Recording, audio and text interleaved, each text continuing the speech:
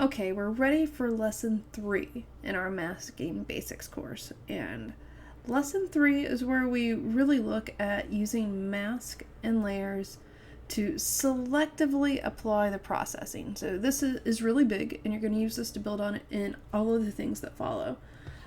What I've done is I've opened up an image here in Photoshop, and I've already done some work on it. So you look at this image, I took this out at Yosemite, and the landscape is spectacular, but the image is really quite flat.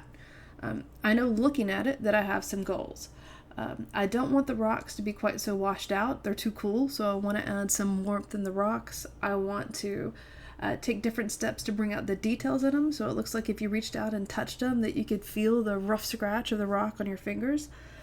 But I do kind of like the sky the way it is. I don't want to go crazy with it. I want it to kind of just be part of the background in a nice warm summer sky for this whole thing. And so what I've done is I've come into my layers and I've already made a whole bunch of edits.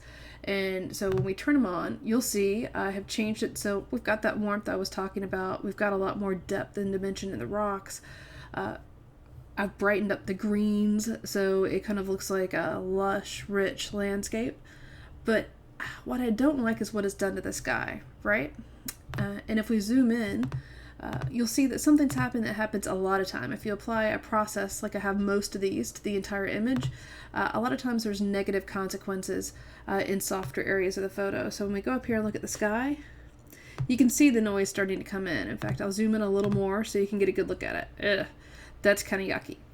And I could just take a tool and remove the noise from there, but the whites have also lost a lot of their purity. When I warmed up the rocks, you can see we got just a little bit of a yellow tingeing on those clouds, and I don't like yellow clouds. I like clouds to be nice and poofy and clean like a nice cotton ball out of the jar.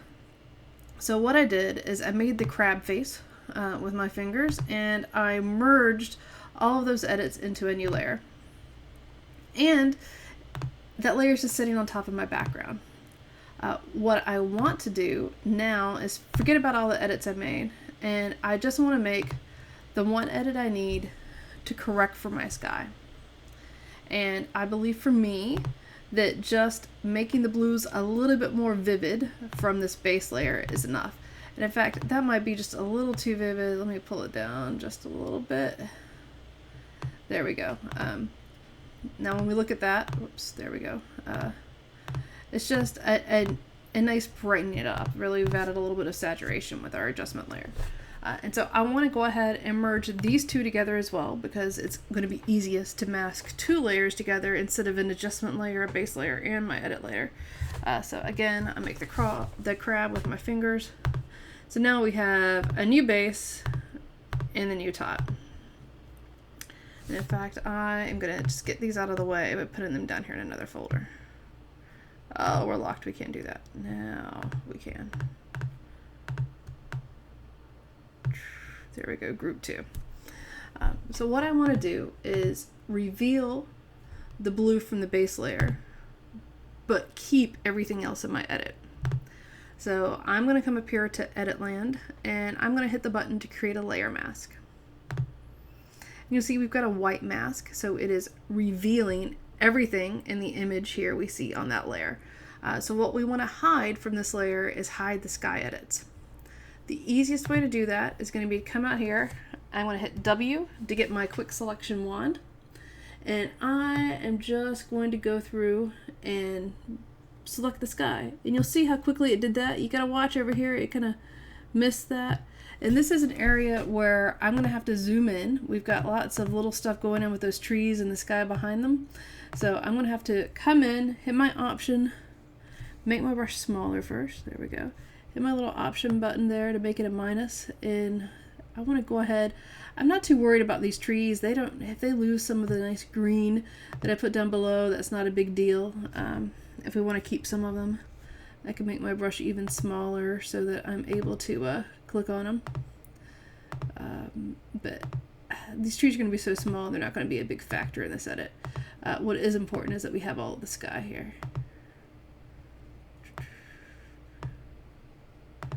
trees are a pain in masking. Trees and landscapes are, trees with leaves anyway, are a challenge, and hair on people. Those are the areas where you really have to get very good at selecting elements individually if you want to have a perfect mask. But for this demo, I don't need it all to be exactly perfect. I think this is good enough. So I'll back out of my zoom enough so we can see the whole image. And what we want to do is conceal the sky. So you see the base sky coming through it. And we know that black is what conceals. Black is my foreground color. So Option and Delete. We have filled it in. And now we can look at that. I think that transition is actually pretty smooth all on its own. And you can tell it hasn't done anything. Those stray tree bits, like I said, most of them are so small. Over here is a place where it's a little bad. We probably want to conceal a little more. So I'm just going to take my normal brush tool. It's B for brush. And I'm just going to come in and paint a little bit of black over these areas where I see the white sticking in. Because I think it's better to lose the vividness of the green than to have this yucky white thing. So just go in, and that's the beauty of a mask. Anytime you change your mind about the mask area, you just go in and paint it. It's either black or it's white, right? Either you conceal it with black or you reveal it with white. So now I think that's looking a lot better. And what I'm going to do is feather this just so that if somebody gets it in and goes pixel peeping, they don't see a harsh line. So I'm going to double click that mask layer. This brings up the fancy new Selective Mask dialog box. We're going to go with my good old default of 3. And of course what we want to watch for is to make sure we don't have any haloing. So here at 3, that's a really safe one for a lot of landscapes. If I came up here to 147, you can see that halo. In fact, as we slide, you can watch this area of the sky and you'll see how the halo starts appearing.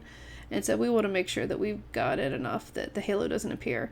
And this image, it's subtle enough that I could get away with a wide range here, but I think 3 is enough to serve my purpose and not to push our luck with the fates of Photoshop. So I'm just going to hit OK. And there you have it.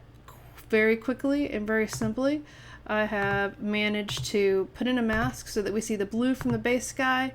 The edits I did to the foreground are there, and if I want to at this point merge them into one final layer, again all I have to do is Shift Option Command E, and it creates a new merge layer that can be our final finished product.